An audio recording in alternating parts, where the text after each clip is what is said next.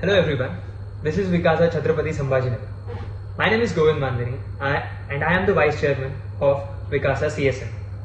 I am welcoming you all in the next season of the last year's series to know the renowned personalities in much better way. Today we have CA Ravi Tawri sir with us. He has more than 60,000 YouTube subscribers and he is one-stop solution for the toughest subject, one of the toughest subject to score in CA syllabus, audit. He teaches for inter as well as final. Hello sir, welcome to the podcast and thank you for coming here. Thank you Govind. I am thankful to Aurangabad Institute. बहुत ही कम समय में 2 दिन के short notice में इन्होंने बहुत अच्छा programme पूरा अरेंज किया. हम लोगों ने अभी इंटर ऑडिट का 3 दिन का सेशन जिसमें हमने अराउंड 250 क्वेश्चंस, इनफैक्ट उसके भी ज़्यादा हम लोगों ने क्वेश्चंस कवर किए और ये 3-4 दिन बहुत अच्छे रहे. औरंगाबाद ब्रांच की पूरी टीम बहुत ही कॉर्डियल रही सब चीज़ों के अंदर and it was fun to be here. Govind, Tripti and the whole team was very good. Thank you sir. Sir, let's start with the first question. How was your CA journey? How it started and how it went? My CA journey was interesting. 11th-12th मैंने science किया और उसके बाद मेरे एक हाथ में admission का चेक था इंजीनियरिंग कॉलेज का. VNIT नागपुर जो नेशनल इंस्टीट्यूट है, बहुत फेमस है, वहाँ पे मैं एडमिशन ले सकता था. और दूसरा मेरे पास में ऑप्शन था कि मैं CA करूं. तो आई रिमेम्बर हमारे सर से मिला जो CA पढ़ाते थे, उनसे जाके मैं मिला और उन्होंने बोला एक काम करो बेटा, कुछ क्लासेस अटेंड करके देख लो. तो मैंने कुछ क्लासेस अटेंड करना शुरू की और फिर मैंने इंजीनियरिंग को बाजू में रख दिया. And that is how it was interesting journey started. Journey शुरू हुई तो 2 ऑप्शन थे, लेकिन एक बार CA में आगे बढ़े तो बस उसी के रह गए. So that was very interesting start of the journey.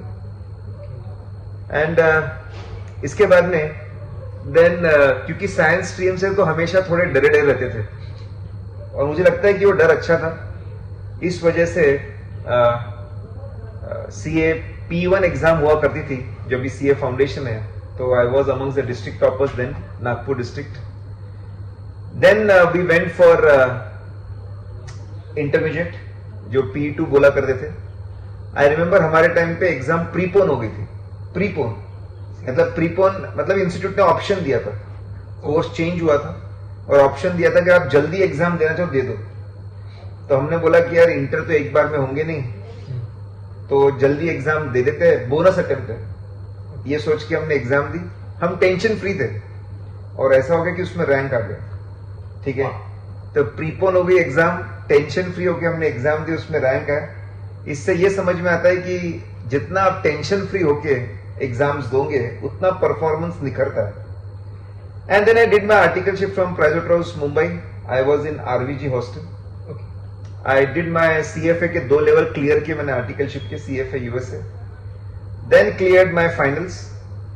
Final में खास चीज हुई, इंस्टीट्यूट ने पहले मुझे डिक्लेयर किया कि आई एम फेल, लेकिन रिवैल्यूएशन में मुझे बोल दिया कि नहीं आप पास हो गए थे.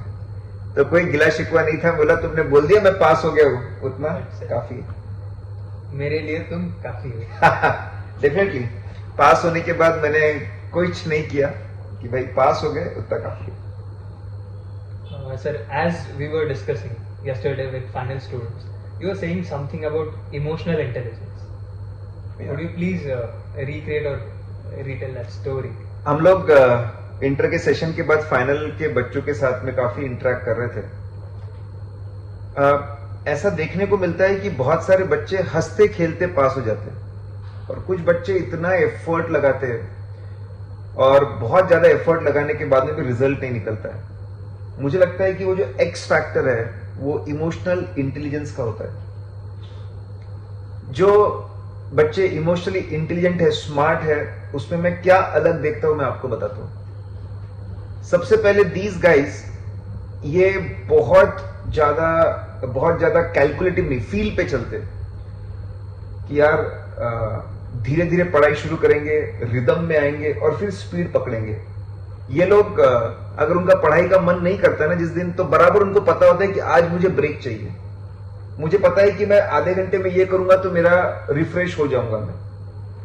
सो these guys they go on feel, they are emotional intelligent, they know कि उनको रिचार्ज कैसे होना है। ये सुबह दोपहर शाम बराबर 10 मिनट टाइम पास करेंगे, चकलस करेंगे और खुद का माइंड फ्रेश रखेंगे। और ये लोग डरते नहीं है फेल होने से।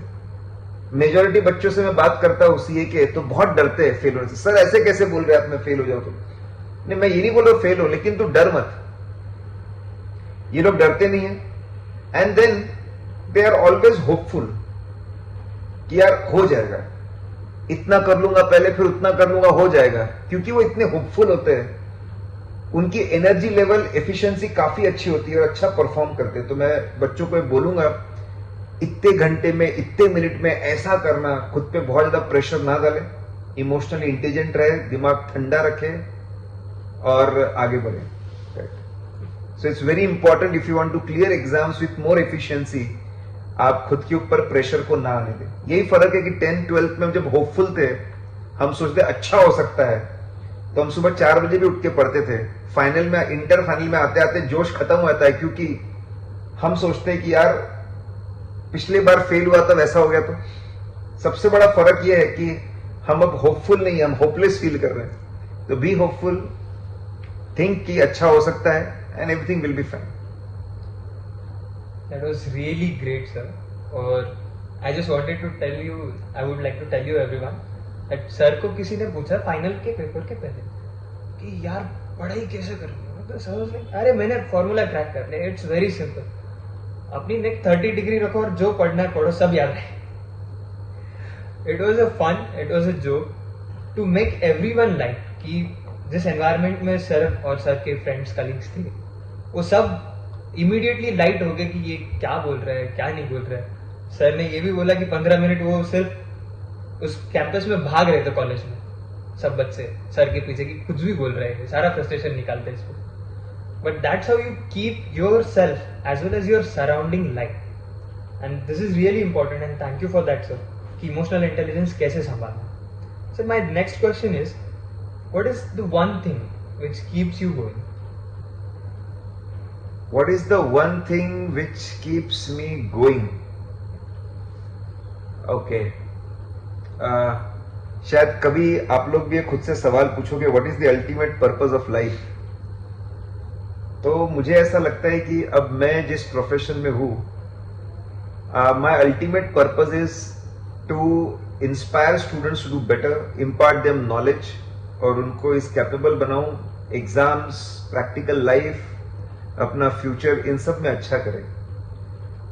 तो अब मैं जितने ज्यादा बच्चों तक पहुंच सकता हूं और जितना अच्छा उनको मैं गाइड कर सकता हूं, वो मुझे लगता है कि अब मेरे लाइफ का एम बन चुका है, मेरा गोल बन चुका है, और बस उसके पीछे लगा रहता हूं कि मैं इसको और बेहतर कैसे करूं। So I think my purpose of life is defined, and because that is well defined, it keeps me moving, it keeps me going, कि भाई इतनी बड़ी अपॉर्चुनिटी भगवान ने दी है, ह्यूमन बीइंग बनाकर भेजा है, तो इसको अच्छे से यूज करना है और अपने पर्पस को बड़े से बड़ा और बनाते जाना है। That was really brave, sir, and that is really amazing. The purpose you said, to keep making some more Ravi Tauris like you, to keep inspiring everyone. And my next question will be, what are the 3 advices you will give to younger CA or younger Ravi yourself? Okay. Now, I will give these advices not just to me, to my son also. First thing is कि don't be afraid of failure. जो बंदा life में बहुत जल्दी failure देखता है, जो हम सीए में देखते हैं, डोंट बी अफ्रेड। अगर आपने फेलियर को पचाना सीख लिया, फेलियर को डाइजेस्ट करना सीख लिया, उसको एब्जॉर्ब करना सीख लिया, तो लाइफ में आप कुछ भी कर सकते हो।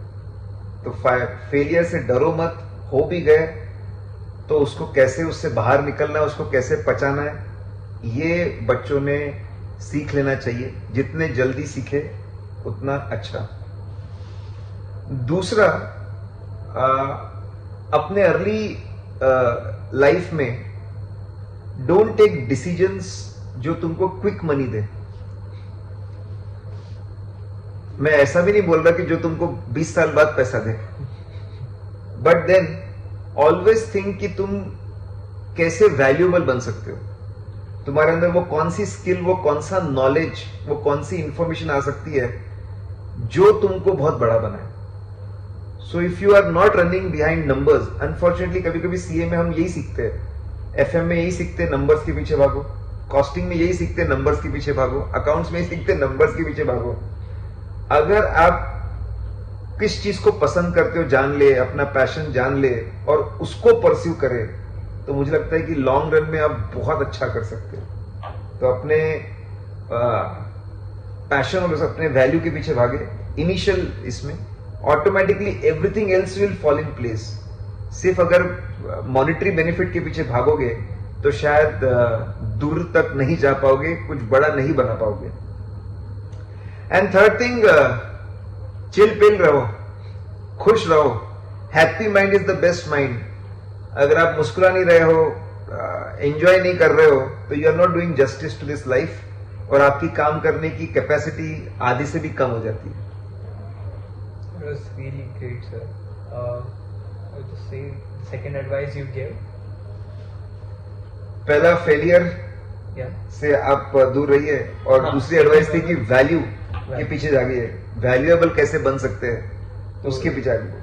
As you were saying कि कॉस्टिंग में हम नंबर्स के पीछे भागते हैं, एफएम में हम नंबर्स के पीछे भागते हैं, अकाउंट्स में हम नंबर के पीछे भागते हैं, लेकिन ऑडिट में हम नंबर के पीछे नहीं भागते। हम ऑडिट में नंबर को पकड़ते हैं कि कहाँ पे गलत तो हो रहा है। अपने फील को पकड़ो, अपने पैशन को पकड़ो, that will be great. Now I will come to the off track or the regular track, as we say, how to approach a paper of audit, because बहुत बार ऐसा भी होता है, we attempt, we have knowledge but we are not able to put it in the right way. Sometimes ऐसा भी होता है कि पूरा रख दिया बट कुछ तो पेपर प्रेजेंटेशन में खराबी हो गई जिससे मार्क्स कम आ गए। ऐसा है ना कि 3 घंटे में हम जो लिखते हैं ना, उसकी तैयारी काफी पहले शुरू हो जाती है। तो तैयारी में मैं आपको बोलूंगा, ऑडिट में जो बच्चे कभी कभी गलती करते हैं, इट इज अ वॉल्यूमनस सब्जेक्ट, आप थोड़ा ज्यादा समय अलोकेट करें। सेकंड, आप हर कॉन्सेप्ट दूसरे से थोड़ा अलग है, वो समझने की कोशिश करें, how concepts are different from each other, how you can retain. यहां पे मैं आपको बोलूंगा, लाइन बाय लाइन रटना भी जरूरी नहीं है और सिर्फ ओवरव्यू मारना भी जरूरी नहीं है। बीच का रास्ता होता है कि मुझे इस पॉइंट पे ये 4 बातों पे फोकस करना है या 5 बातों पे फोकस करना है। उस लेवल तक की तैयारी होनी चाहिए कि इस क्वेश्चन में मैं 4 पॉइंट लिखूंगा। उस लेवल तक की तैयारी करिए, टाइम ज्यादा डालिए, अपने तैयारी के लेवल को और इंप्रूव करिए। और एक चीज जो expression, daily writing 1 theory answer और ऑल्टरनेटिवली हर दिन एक लिखना, इसके लिए मतलब that is the best thing you can do. अगर मैं पेपर की बात करूं, फिर ये तैयारी के साथ पेपर पे जाते हो, I will say work on your strength. मैं बोलूंगा कि एमसीक्यू में स्कोरिंग बहुत होती है, आप पहले उसको अटेम्प्ट करें।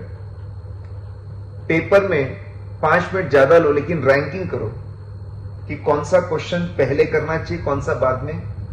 5 या 10 मिनट ज्यादा लो, रैंकिंग करना जरूर करें।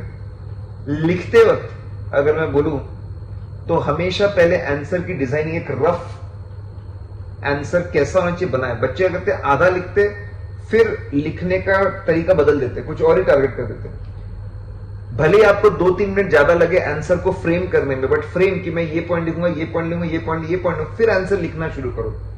क्लैरिटी ऑफ थॉट आपकी स्पीड को बहुत बढ़ा देगा। बच्चों को लगता है कि बस राइटिंग स्पीड से स्पीड बढ़ती है, नहीं, क्लैरिटी ऑफ थॉट से स्पीड और ज्यादा बढ़ती है। और एग्जामिनर पे बहुत फर्क पड़ता है आपने कितना बड़ा आंसर लिखा है, ये ह्यूमन साइकोलॉजी है। स्पेस थोड़ा सा लेफ्ट में छोड़ा, थोड़ा सा राइट में छोड़ा, हेडिंग्स दी। एक हेडिंग लिखते हो तो एक लाइन ऊपर की छूटती है, नीचे की छूटती है, और हेडिंग जाली की वो छूटती है। Every heading gives 3 lines to your answer. जितनी ज्यादा हेडिंग्स यूज करोगे उतना स्पेस बढ़ जाएगा, आपका आंसर का लेंथ बढ़ेगा। मैं जानता हूं कि कंटेंट होना चाहिए, I agree with that, but ऐसी छोटी छोटी बातों से आप स्मार्ट चीजें कर रहे हो। और अगर हेडिंग अच्छी है ना, बहुत सी बार बंदा अंदर का भी लिखता है, उसको पता है कि इस बच्चे को ये पॉइंट पता है, इसलिए हेडिंग लिखने का बहुत ज्यादा इंपॉर्टेंस है। ये कुछ बातें आप ख्याल में रख सकते हो। So everyone note that audit के सर समझा रहे हैं, एक तो रैंकिंग करना है, MCQs टारगेट करने हैं, because they have more probability, more chances to give you the score, and then frame the answer before writing it, क्योंकि अगर क्लैरिटी ऑफ थॉट नहीं होगा you are gonna miss. And third thing spacing, इतना भी space मत दो कि examiner तुम्हारे शादी का कार्ड बना दे वहां पे, लेकिन इतना भी कंजेस्ट मत करो कि वो गुड प्रेजेंटेशन ना ले। Thank you, sir. Thank you for this advices and this tips regarding the exams.